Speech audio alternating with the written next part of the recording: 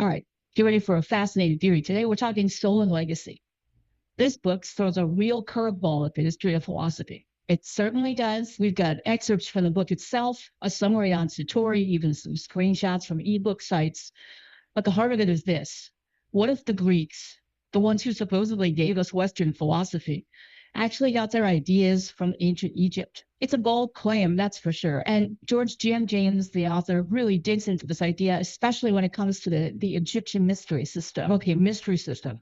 That sounds way more exciting than my old philosophy textbook. This lab, what exactly are we talking about here? Think of it like an ancient school, but with a focus on spiritual growth and self-discovery. And James is saying this wasn't just some casual club.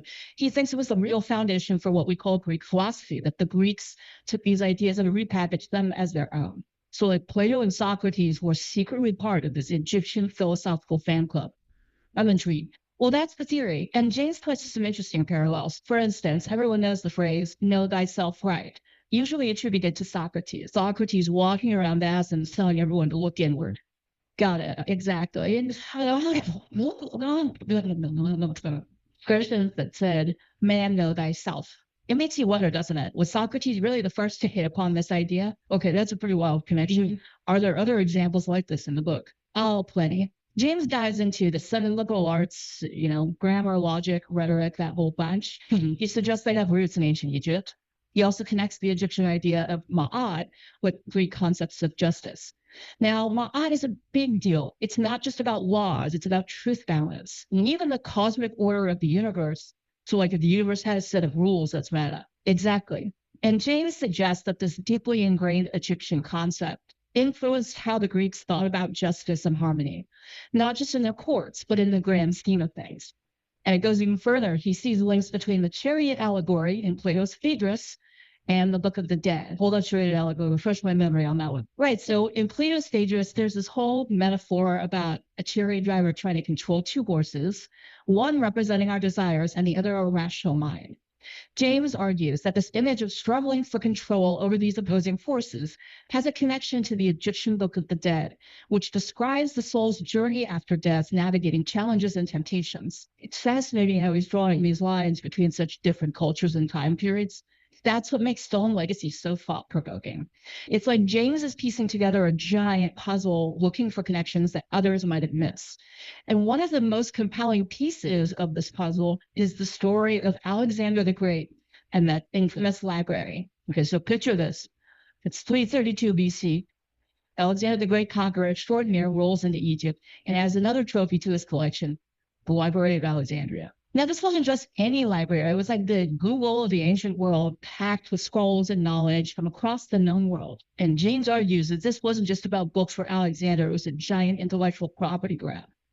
He suggests that Aristotle, who was tutoring Alexander at the time, may have gotten his hands on a treasure trove of Egyptian texts, essentially plagiarizing them and presenting them as Greek. It's a bold claim and one that has sparked a lot of debate. Did Aristotle simply draw inspiration from Egyptian texts, or did something more deliberate happen? It's a question that takes us deep into the heart of James's argument. This is where it gets really juicy, a potential conspiracy in the ancient world. Well, maybe not a conspiracy in the modern sense, but it does make you wonder about the flow of knowledge during this period. And James takes this even further by bringing in Emperor Justinian, who in the 6th century AD shut down all those mystery temples and schools. What was in those temples that was seen as such a threat even centuries later? It's like something out of a Dan Brown novel. Right. It's almost like they knew they had something to hide, something they didn't want the world to know. Okay. It really makes you question everything you thought you knew about the history of philosophy, doesn't it? Really is. And you know what else is wild? James points out that those famous Greek philosophers, they were supposedly doing their best work during kind of a crazy time. That's true. James argues that the 6th to 4th century BC, it wasn't exactly smooth sailing for the Greeks, more like rough seas. So exactly, a lot of chaos, warfare. Not really the ideal setting for deep philosophical thought. Right, if your city-state might get conquered, you're probably not too worried about the meaning of life. Exactly. And James makes this interesting point. It seems a little strange for such a rich philosophical tradition to just pop up during such a turbulent time in Greek history. Right. Yeah, you'd think all that chaos would stifle philosophical thought.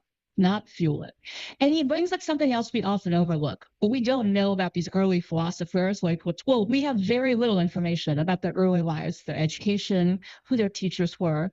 It's all pretty mysterious. The figures who supposedly revolutionized Western thought, you'd think there'd be more records, more evidence. Precisely. And this is where that Egyptian mystery system comes back into play. Remember all that secrecy, the knowledge passed down orally from teacher to student. Right. Like a philosophical whisper chain. Exactly. So if these Greek philosophers were initiated into these mysteries, it makes sense that their early influences are shrouded in secrecy. They could have been sworn to silence, unable to reveal their Egyptian sources. Precisely. And let's not forget about Alexander the Great and the Library of Alexandria. Right. We were talking about that earlier. With all those Egyptian texts at his fingertips. Did Aristotle maybe borrow a bit more than just a few ideas? It's definitely a possibility. And James goes beyond just historical circumstances. He actually analyzes specific philosophical ideas. Like what? Give me an example. Okay, take the concept of the four elements, earth, air, fire, and water. We usually attribute that to those pre-Socratic philosophers, right? The basic building blocks of nature. Exactly.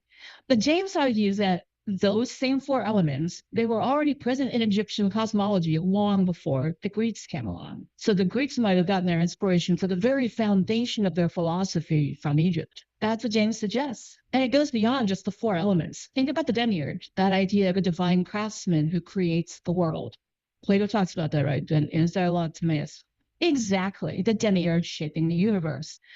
But James points to the Memphite theology, an ancient Egyptian text that describes the god Ptah as a divine craftsman who creates the world through his thoughts and words. Wait, so the Egyptians already had a demiurge figure? It seems so. And get this, the Memphite theology predates Plato by centuries, maybe even millennia. Wow, talk about your philosophical predecessor, right? It's like James is uncovering this hidden intellectual lineage connections that have been overlooked or forgotten. It's mind-blowing to think that so many of the ideas we associate with the Greeks might have actually originated in Egypt much earlier. It challenges our entire understanding of intellectual history, doesn't it? It's like finding out that your favorite band secretly got their best riffs from an old blues musician nobody's ever heard of. Exactly. And James doesn't stop there. He even delves into the Pythagorean theorem. Wait, you need a squared plus b squared equals c squared, the one and only.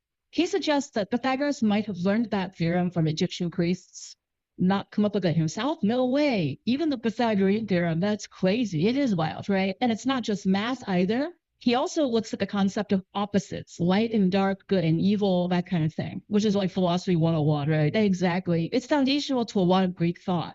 But James connects it back to Egyptian cosmology with its emphasis on duality, male and female deities. Even the architectural use of paired pillars in front of temples. So if you're saying that this fundamental philosophical concept of opposites, it might have originated in Egypt. That's his argument. And it makes you wonder, did the Greeks just repackage Egyptian ideas and slap a made in Greece label on them? It's a bold statement to make. It is. And to be fair, it's probably more nuanced than just a simple case of plagiarism. But James's point is that the Greeks definitely benefited from incorporating those Egyptian ideas into their own systems of thought. And it makes you think about the bigger picture, too. It's not just about who gets the credit. Exactly. James highlights how this potential misattribution has shaped our entire perception of African civilizations. Right, because if you believe that the Greeks were the only geniuses back then you're less likely to give other cultures, especially African cultures, their due. Precisely. James argues that stolen legacy isn't just about rewriting the history of philosophy. It's about challenging those deeply ingrained Eurocentric narratives that have shaped our understanding of race, culture, and power dynamics for centuries. It's about acknowledging the intellectual contributions of African civilizations and recognizing that the story of human thought is much more diverse and interconnected than we often get it credit for. Absolutely. It's a good question. And it makes you think about how we view history in general. Because this isn't just some dusty old debate about ancient philosophers. Right. It's about how we understand the past, how it shapes our view of the present, and even how we imagine the future. So what does this stolen legacy debate have to do with us today, thousands of years later? Well, James argues that it's not just about giving credit where credit is due. It's about challenging those Eurocentric narratives that have been around for centuries, the ones that shape our understanding of race culture, even power dynamics. Because if you're told that Western civilization is the source of all great ideas, then it's easy to see other cultures as somehow less advanced. Exactly. And that kind of thinking can have real consequences. It perpetuates those biases and inequalities that we're still dealing with today. So for James Stoll, legacy is about more than just correcting the historical record. It's about restoring a sense of agency, recognizing those intellectual contributions, and challenging those narratives that have often ignored or downplayed the achievements of African civilizations. It's about understanding that the story of human intellectual development is not a straight line from Athens to where we are now. Exactly. It's a much more complex and interconnected story with influences coming from all over the globe. Stoll legacy, whether you agree with all the details or not, it forces us to confront that complexity. It really does. It challenges us to ask, who's being heard? Whose stories are being told? And how can we create a more inclusive and accurate understanding of our shared history? It's bigger than just ancient Greece and Egypt. It's about how we tell the story of human civilization and who gets to be the hero of that story. Absolutely. And it's a story that's still being written. James started a conversation with Stoll legacy. It's a conversation that's still going on today. It's sparking debates, new research. It makes us rethink what we thought we knew. It's definitely a book that makes you think. It certainly does. And it makes you realize that history isn't set in stone. It's not fixed. It's something that's constantly being re-examined and reinterpreted. Exactly. And that process of asking questions, of exploring different perspectives, that's what keeps history alive. It keeps us honest. It broadens our understanding and reminds us that the search for truth is a journey, not a destination. Well said. And on that note, we'll wrap up this deep dive into Stoll legacy. It's been quite a journey. It has. And hopefully it's sparked your curiosity, encouraged you to explore these ideas further. So keep digging deeper. Question what you think you know. And be open to the possibility that history is full of surprises. Because sometimes the most fascinating discoveries are the ones that challenge our assumptions and show us the world in a whole new light. Couldn't have said it better myself. That's a wrap on another deep dive. Until next time, keep exploring, keep questioning, keep those brains buzzing.